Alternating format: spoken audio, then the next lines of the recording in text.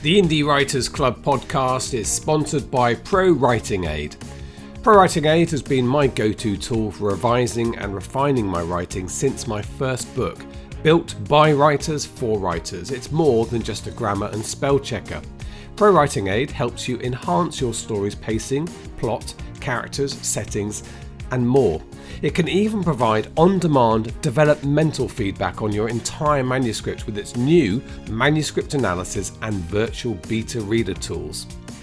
Get ahead of the competition by heading to prowritingaid.com, sign up for free or use the code IWC15 for a 15% discount off annual subscriptions.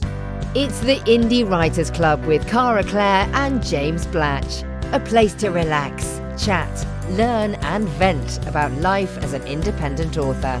Get episode alerts and links at indiewritersclub.com. Now, here's Cara and James. Hello, welcome to the Indie Writers Club. I am Cara Claire. And I'm James Blatch. Hello, and welcome to this Friday edition. Every edition's a Friday edition of the Indie Writers Podcast. How are you, James Blatch? You're back from SPS. Are you exhausted? I am. Yes, I'm all of those things. So it was a long run. So it was SPS Live, followed by a Writers Retreat. And I didn't have a night at home I left last Monday and got back on this Monday. So quite a long stint away in hotel rooms. But I had the best time. The conference is... Yeah, the conference is nerve-wracking because a lot relies... this time, Catherine and I did everything ourselves from who was on stage and we made some changes this year, fairly significant changes. And so we had a separate workshop day with a different group of people, a different set of tickets and a promise of it being more in depth. And so until that had finished, I didn't really relax. And I sort of relaxed and started enjoying myself when the drinks started flowing at the end of the workshop day, which, by the way, one of the reasons I did enjoy it is because I'm a bit of an old hand now at spotting when the networking works and when it doesn't. And I think we do need to think about the main day conference networking, because I didn't think it was quite as good as it could have been. But the workshop networking just seemed to be perfect. And everyone was just so pleased to be in a place with people all learning together the same thing. And it was really good atmosphere, really immediately noisy and fun atmosphere there. So that was the workshop day. If you didn't come to that, so we had 200 spaces for that. And we had obviously I heard some really good things about the workshop day. People were texting me pictures because obviously I couldn't go because of my foot. I think they were trying to make me feel better by sending me lots of photographs and telling me how awesome it was. And I was like, actually, this is all just giving me massive FOMO. So please stop. Well, look, we do this survey afterwards, and these are the results. It's 38 pages. I shan't hold it in YouTube frame too much in case there's any compilation, but these are all the... you get comments as well. And I would say we've got 135 responses so far, which is already a very good sample size. And about 80 people leave actual comments as well. So that's really good. So I'm wading through them with my highlighter pen. For things like comments that resonate that I think, yes, I completely agree with that. So you have to be careful because some people just, it's not for them and whatever, Yep. You isolate some of those comments, but repeated comments, I've got a few of those, of ideas and already having good thoughts about next year. In fact, funnily enough, I'd already kind of identified one of the issues and solved it before the conference even started. So I've got something in mind for next year that will do that. And it did come up but the headline is, we had... Where was it now? That's the number of days. That's how many books you've published. Here it is. So you had choices for the overall, the 2025 show was the best yet, similar to previous years, not as good as previous years, or my first show, so no comparison. At 43.41% said it was the best ever, which is a very, very high number. 30% said it was similar to previous years, which is good because people coming back and they're happy with it. So that's like a 4-star, isn't it? 3 or 4-star on your book, and 5 stars exceptional. So really, really pleased with that. And I think the workshop day had amazing figures. So the workshop day, let me find that. You're getting a sneak preview of this before anyone else I mean, literally everyone I spoke to about the workshop day had such good things to say about it. I mean, if you didn't go and you're not aware of what happened on the workshop day, so the main day was similar to how it's been in past years, with talks on the main stage. And then the workshop day, there were different tracks, weren't there? And the workshops were kind of repeated throughout the day so that you could choose what order you went to things in, so you didn't have to miss anything. Well, interestingly, I mean, you say different tracks. By that, it sort of implies that there's beginner, intermediate levels. That it's not. It's a single track. It's the same as the main day. And it's kind of a principle we've always had, is that everybody gets to do everything. Everybody's in the room at the same time. Or in the workshop day, everyone goes to every session the same, although the sessions were different each time a little bit. Yeah. What we haven't done is we haven't done those tracks, which a lot of other conferences do, just it's not been our thing until now. But that is one area that did come up a few times.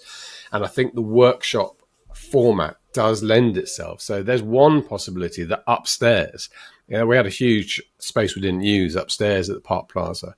There could be 5 workshops, mainly aimed at beginners. So you have an Amazon ads person, like a session called My First Amazon Ads Campaign. And it's a practical hand-on. This is setting it up. This is what you need to think about. We're going to go through that process. And downstairs, you could have how to leverage search terms to, inject adrenaline into your Amazon ads. So a really advanced session. So you choose one of those. They'd be kind of mutually exclusive, because if you're advanced, you don't need to the beginning or so. And that's already in my mind for next year. And that means we could expand the workshop session to basically include everyone. And the one day workshop, the one day conference, if we do that, will be more motivational, more sort of having a big star author on stage, that sort of thing. So that's sort of in my mind at the moment, but it's developing. Yeah, the workshop. Yeah, I mean, that sounds amazing to me, because I think the workshop thing, there is such a vast difference between if you're just starting out. With TikTok, for example, there are some people who wouldn't even know how to make a TikTok like that. They want to get started, but they don't even know the basics of setting up your TikTok account, how to warm it up, and what the different formats are. Like, you could be talking about making slides versus page flips, and they're like, I've literally never done this before. Whereas there are people who've been doing it for ages who are more interested in, okay, how do we take this to the next level? What are the tips and tricks and things that we need to know to leverage up? So I think that's a great idea. Yeah, thank you. So in the workshop, we had that 5 choices. Well, 5 was I didn't attend, but 1 is sessions were excellent and useful. 2, I got some things out of it. 3, it goes down. We only got responses in 1 and 2. So people either thought it was awesome, excellent, or got a lot out of it, even if it wasn't all relevant for me. Nobody said it wasn't particularly relevant, even if I can see how useful it was for others. That was like the medium one. Nobody said that, and nobody said it was poor. So that was a really good response. We don't get out of 135 answers, you'd expect one person for whom it just doesn't resonate. But so that's good. And then go through the comments. I drew a little heart next to that comment, because it's someone saying that his dad, who's losing his memory, read my book, and it brought back his RAF career for him. So that was a lovely little thing to read. Oh, that's adorable. So, yeah. Yeah, well, a nice thing to leave in the comments is, I don't know if James will ever read this, but so that was really lovely. I've emailed him. So we're going through everything now. There's no kind of rest for the wicked, and partly that's because, from a commercial point of view, this is the same as how you plan your marketing for your books. You've got to think about the marketing for the conference, and now's the time to pounce, really, because people are motivated and excited about this year, so they'll probably sign up for next year, or at least start thinking about it. So we need to start thinking about it sooner rather than later. And yeah, so I think it went well. As I say, I'm trying to think now from my own sort of point of view what sort of takeaways I had. I mean, my takeaway, I'm a bit clouded now because we had the retreat immediately afterwards. We did, yeah. And I was in the room for the discussions a lot more than I was at my own conference, where I was organising, and I couldn't go into the workshop sessions. I was out there deciding whether we were going to switch rooms around and so on. But the retreat, I ended up with a list of actions. So that was good. And should we talk about the retreat? We should, yeah. We should definitely talk about the retreat. It still feels like a bit of a blur. I can't believe we only got back on Monday. It's just like, what do we say apart from it was awesome, and everyone who didn't go really seriously missed out. So let's just say how it worked. So we hired rooms in Cambridge University has a beautiful old Tudor hall. I mean, it is 500 years old, this hall. The doors were amazing, and the old brickwork.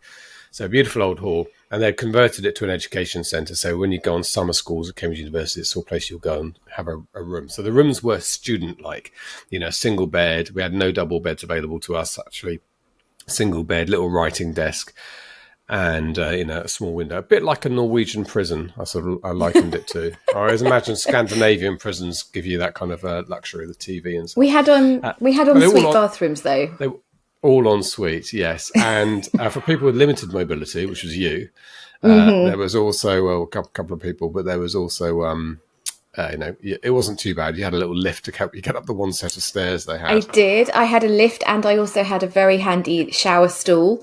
So I had the accessible room, it was great. Actually, I was worried about it because I was like, I actually can't get into a normal shower at the moment. But no, they gave me the accessible room, so that was awesome. So we had that, and there's a bar on site and a cafe on site, and a grand hall where they do dinner, which is a bit like being in Hogwarts, wasn't it? So. It was. I don't think we expected it to be so posh, did we? No, we didn't. It was a bit like a wedding dinner. We had 2 dinners for people, and I thought they were just going to say, go to the restaurants and order what you want. But we got there and we were being served like it was a wedding.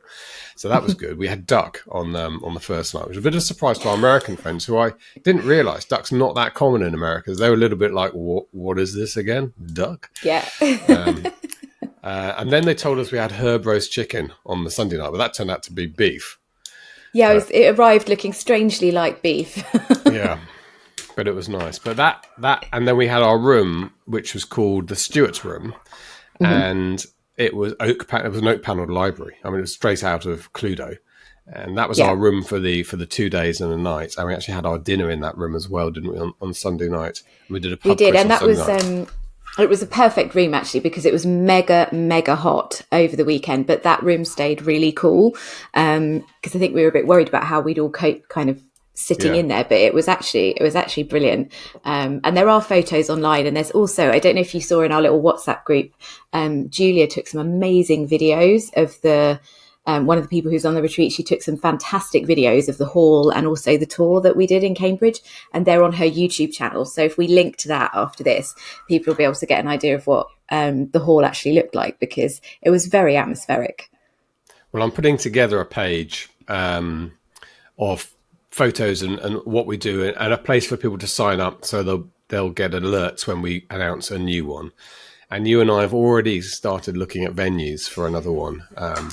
Well, we have, yeah. I have. I was so excited afterwards. I think for me, it felt like the best bits of the mastermind things that I've been to. But the really lovely thing was that we had people at all different levels, and there was no kind of ego attached to any of it, though, because we were all just there to write, and also the conversations that we had, we were all genuinely interested in learning from each other, and people who were new added just as much value as people who've got 50, 60 books out. So the idea behind it was really that it was going to be a writing retreat, wasn't it? That was what our main focus was, that we wanted people to be able to have some time to escape and to write. But we also ended up doing a lot of, I would say, masterminding. Yeah. Yeah, we just sat and we discussed, and it surprised me a little bit. People were saying on the second day, because I imagined that we'd have start in the morning and then have a bit before lunch, those kind of hours where we would talk about something and people said, can you have a look at my covers and help me? We did a bit of that. But that became a really sort of valuable part of the experience for people. So we were getting questions on Sunday, are we going to do something else? We came back on Sunday and had another hour and a half in the room where we talked about TikTok and we talked about translations and who's using AI in what way and all the rest of it. And you say, you have people who hadn't published yet, who I know got something out of it. But we also had at least one 7-figure author I know has messaged me to say, I've noticed a comment from them saying, oh, God, I've been trying this and it's really worked. So, it looks like people got stuff out of it on all fronts. But the main thing people got out of it is what a lovely bunch of friends we made over that weekend. And it's always the same, you get there at the beginning, you don't really know who. I mean, I have people who I've never met before in my life, maybe have had the odd email from, but wouldn't be able to name, had put their faith in us to come to this writers retreat. And by the end of it, we all said, when are we doing when's the reunion to do this again? So that was the main thing about it, just being able to just relax and have a few drinks and have some fun in the company of such lovely people. Yeah, and I think being indies is just, there's something very unique about us because of the mix of business and creativity. And there were a couple of people there who'd been on regular writing retreats with, regular people who just do the writing. Yeah. And they commented how different it was and how it really felt like we were amongst our own people, like that cheesy phrase that goes around saying you found your tribe of people. Yeah. But it really does feel like that. And I think you can tell that from the fact that we're all still making jokes in the WhatsApp group 3 days later. Yes. Like everybody's still kind of communicating. Everybody's still telling jokes. Everybody's going, oh, I just so you know, I just tried this thing. And it just shows how special those things are. Yeah. Well, I likened it to us having this analogy this morning come into my mind of a flotilla of boats on the sea all going down, and the published writers, the trad writers, are all on their own boats. They've got a little motorboat or they've got a big yacht, depending how powerful they are. And then in the middle of it is this cruise ship full of all the indies. So we're all on the same boat. And that's the difference. We don't live in isolation. We don't see each other only occasionally at like a writing festival, or a literature festival or a book launch in London, and then we're cautious about what we say to each other, what their experience is. We are naked on the boat together. Excuse that, rather. But, no one was naked over the weekend. No, nobody was naked. People sharing everything. There's no hiding and being defensive about your career. It's, this has worked for me. This hasn't worked for me. I'm finding this really tough. And there was a lot of that in the room. There's a lot of Facebook ads have been really tough for about, since about March last year. They just fell off a cliff for lots of people, and people who did £2,000 or £3,000 a month a few years ago struggling to make a profit this month. So that's where we were able to have a value-added discussion. Okay, so who's doing TikTok and what does that look and feel like, and how can we make that work and expand that sort of thing, and translations, obviously. So I mean, was, like you said, I think with indies, the thing that is, and it surprises people when they're new, is how generous people are and how willing people are to share little tips and tricks that are working with them. There's none of this kind of, well, I'm not going to share my terms of this, contract. I'm not going to share that Amazon ads trick with people because they're my competition. Even within the same genre, none of us sit there thinking of each other as competition. It's all that kind of lifting each other up kind of feeling. Even since getting home, I've done my Spanish translations and got all of those up online.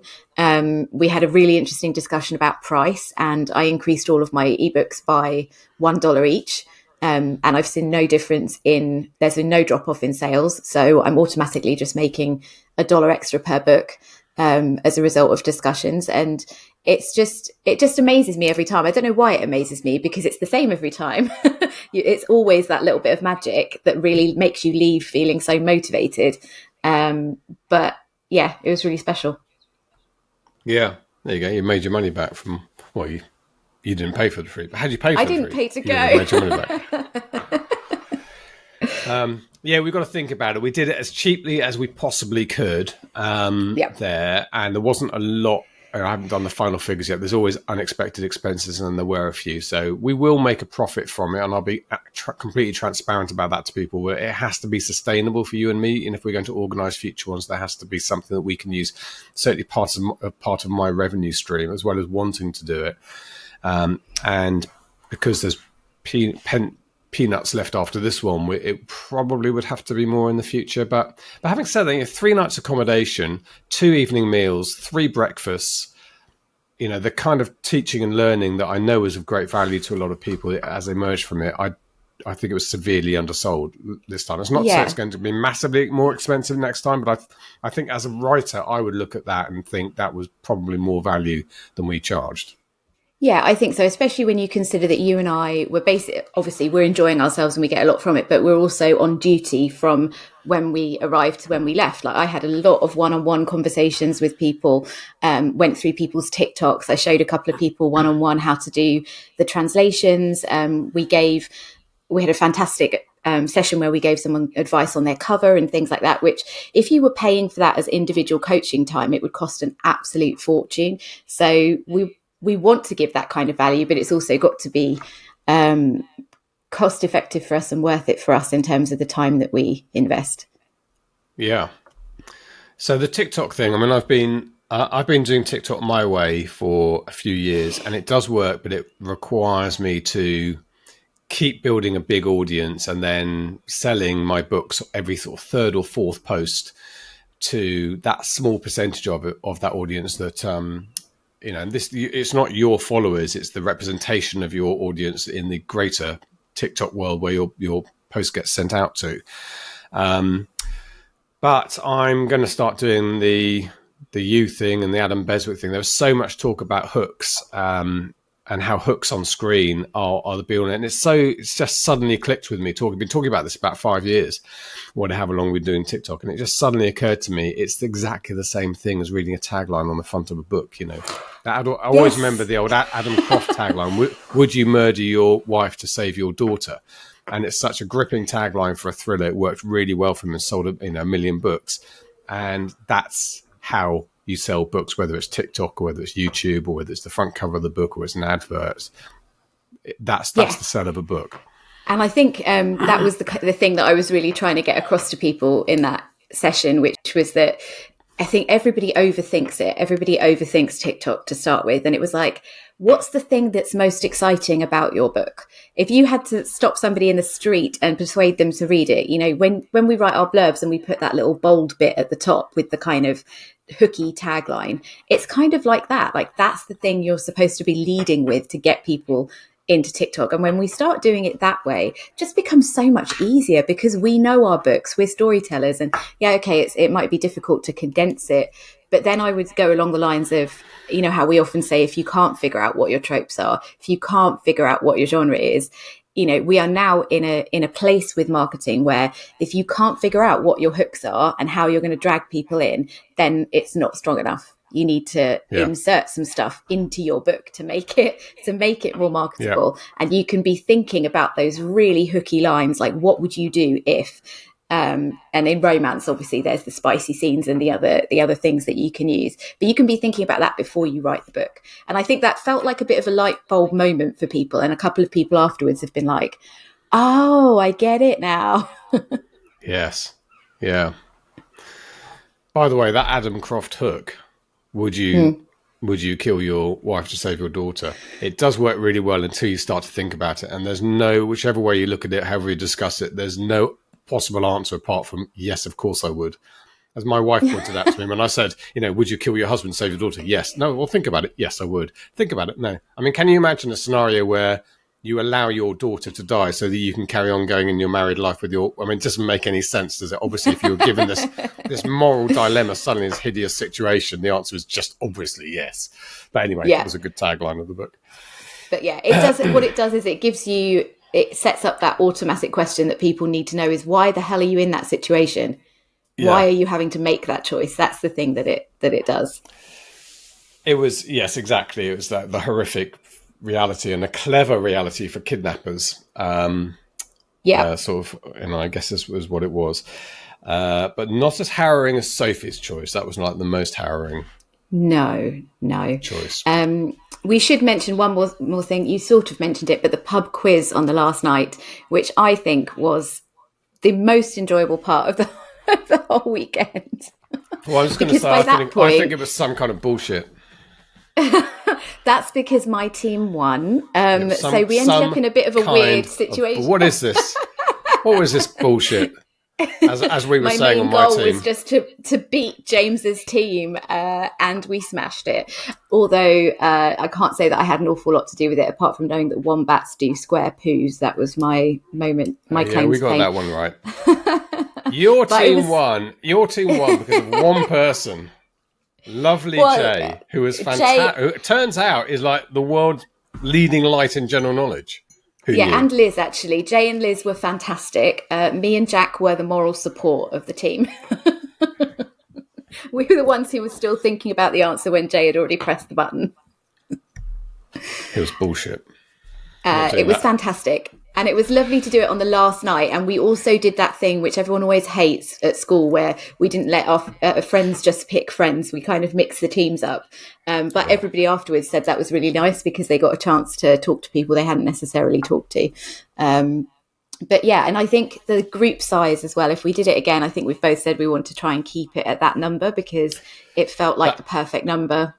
Yes, I think it was at the top end, I would say, of the perfect Yeah. number. I think the perfect number could be fewer than that. It could be 18. We Yeah. ended up, I mean, if the room was full, we would have had 24. I don't think we ever had 24 people on site at the same time because a couple of people live locally, but probably 22, 23. And that's pushing it, I think, for that kind of intimate environment. Yeah. But yeah, I mean, I think to make it sustainable, it's probably going to have to we'll have to charge a little bit more, not that much more. I don't want it to turn into a mini conference where I spend 6 weeks beforehand writing presentations, but it's the easiest thing in the world for me to organize a session amongst ourselves where we say, okay, let's do a translation. Let's put a book into translation so people can watch, Scribe Shadow at work. So how we use it, because once you get into it, there's a few decisions that we now know are pretty automatic for us that people don't necessarily know.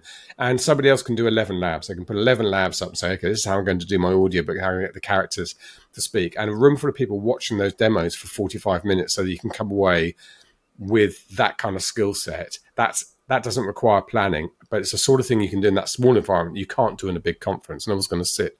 There's 700 people watching somebody upload a book to Scribe Shadow, but in a small room where you're going backwards and forwards amongst people and you've got your laptop open and doing it yourself, that's exactly what we can do. So we could make it a little bit more workshoppy without it overloading us or other people with work, I think. And Yeah, but I think because it's something that, you and I do that on a weekly basis, we kind of ad hoc a little bit and we just chat about all this kind of stuff, and it's all things that we know about. So it's quite easy to go with the flow and see what people are actually interested in, what people want to talk about, and to kind of do those little breakaway, I sat with a couple of people and did the Scribe Shadow thing, and then a couple more people and did some more intensive stuff on TikTok kind of outside of the main room. So it was quite easy to do that. And I liked that we sort of started off and just said, what does everybody want to talk about?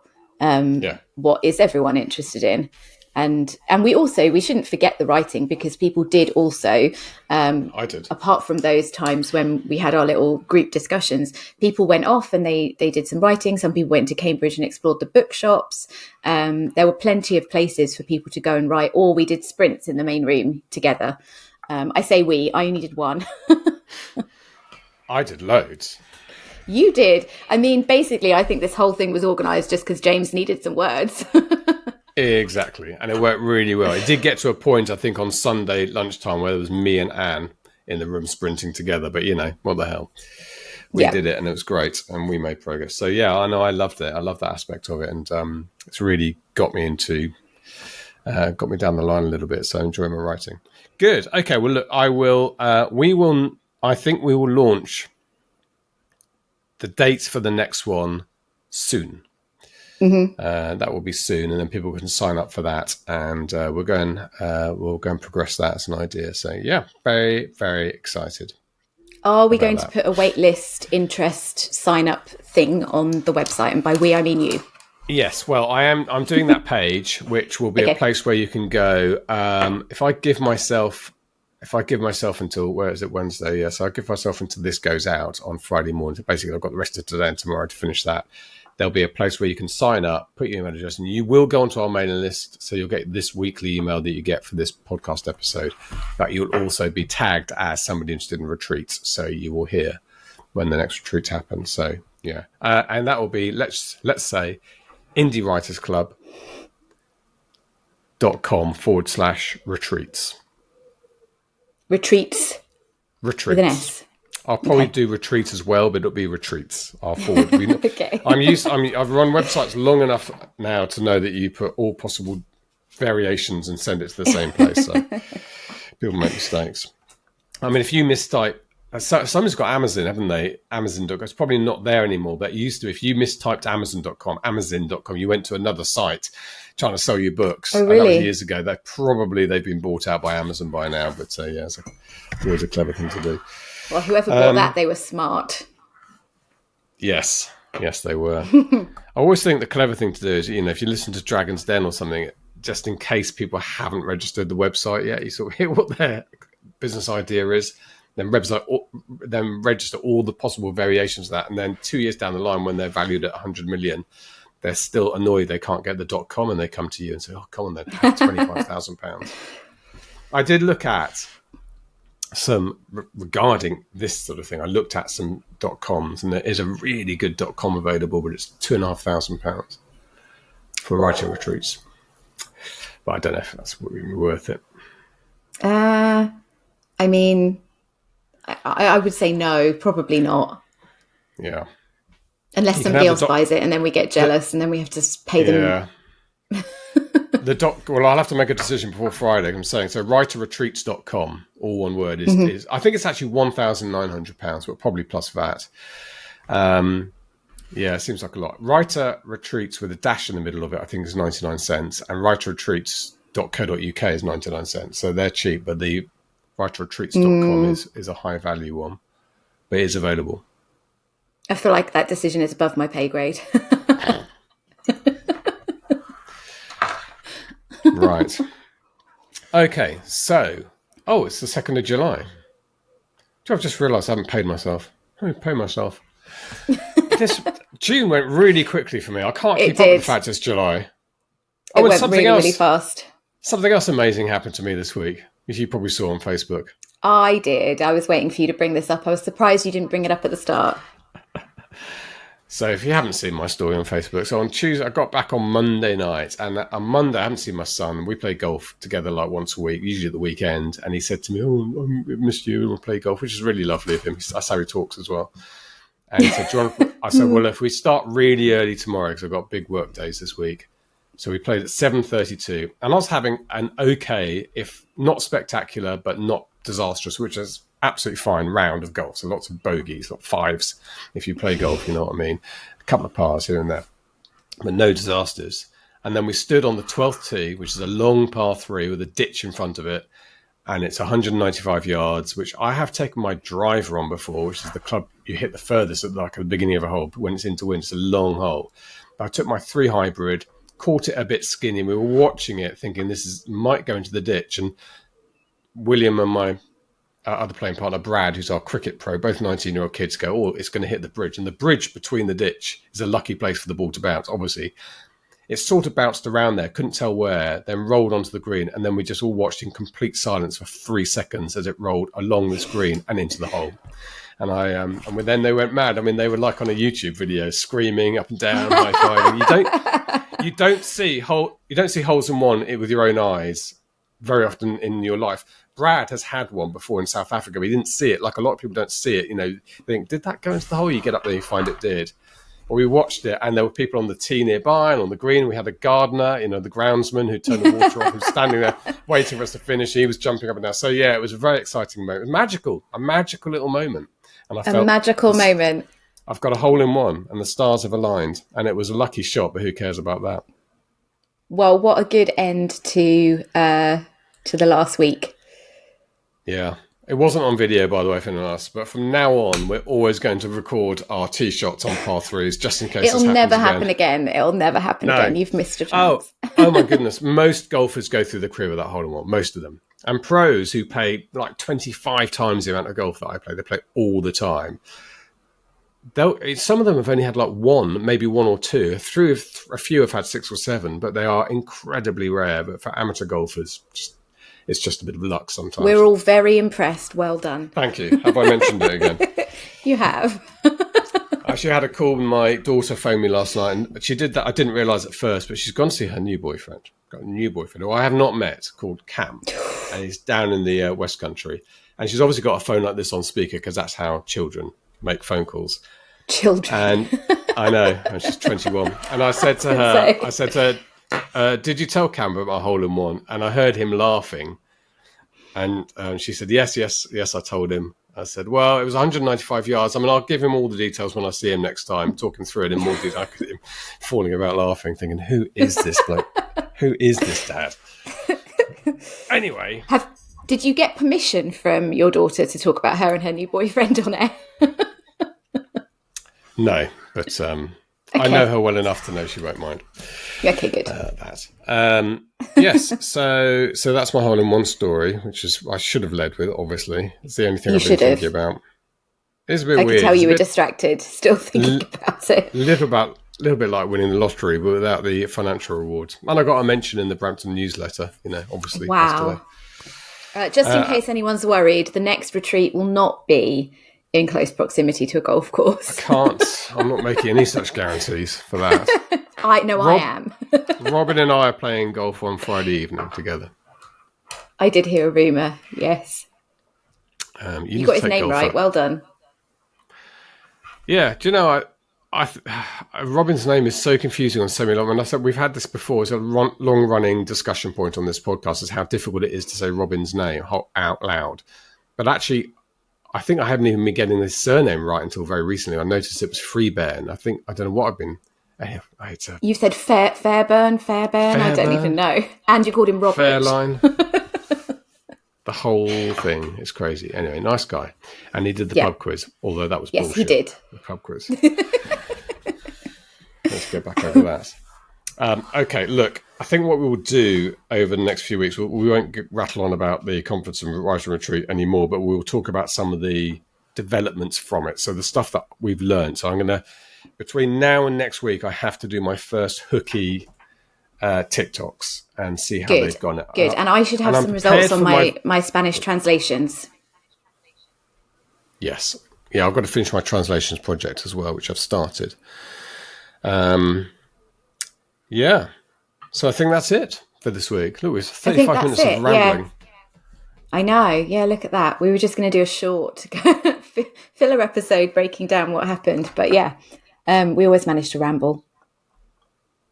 I will go and do that website then. Okay. And what else we're going to do? You're going to contact the possible new retreat venue. I am. I'm very excited. Get some ballparks from them, as we say in business terms, and we'll do a site visit. When is your ski boot coming off? Who knows? Hopefully another 3 or 4 weeks, and then it will come off. Wow. But I've been told it could be about 3 months before I can drive. So. And we're going to see each other next week. We are, yes. Secret planning meeting. As if you haven't had enough of me. You must be utterly sick by now. This bloke. I miss you. Oh. Actually, weirdly, we didn't see that much of each other over the weekend. No, I don't feel like we did. I think you and I were sort of dragged off into various groups most of the time. But okay, good. Thank you very much indeed to everybody who came to either the conference or the writing retreat. I think this is why we're writers, isn't it? For these events and to enjoy ourselves as well as having some writing success, which would be nice on top of it. There's nothing wrong with never really breaking through to it being a career, just writing for fun and enjoying these retreats and this company and the conferences. That's absolutely valid and a completely well spent life, I would say. So if that's you, don't feel I don't think I'm a proper writer, I don't think I'm successful enough. That's nonsense. If you're thinking about writing, if you're starting that process, you are a writer and you're in that community. Yeah, exactly. We've said that many, many times. If you're writing, you are a writer, so you are welcome. Yeah. Okay, thank you. We'll see you next week. Bye-bye. Support the podcast and get exclusive access by joining our Patreon. From just $1 an episode, you'll be invited to our Discord server, where the weekly discussion continues every day. And our 2 top tiers include a monthly live Q&A with James and Cara. Head to indiewritersclub.com/support. Thank you for listening, and don't forget to subscribe, like, and share. We'll see you next Friday. The Indie Writers Club podcast is sponsored by Pro Writing Aid. Built by writers for writers, Pro Writing Aid doesn't just check spelling and grammar. It helps you enhance your story's pacing, plot, characters, settings, and more. Now it can even provide on-demand developmental feedback on your entire manuscript with its manuscript analysis and virtual beta reader tools. Give your writing a competitive advantage by heading to prowritingaid.com. You can also sign up for free or use the code IWC15 for a 15% discount off annual subscriptions.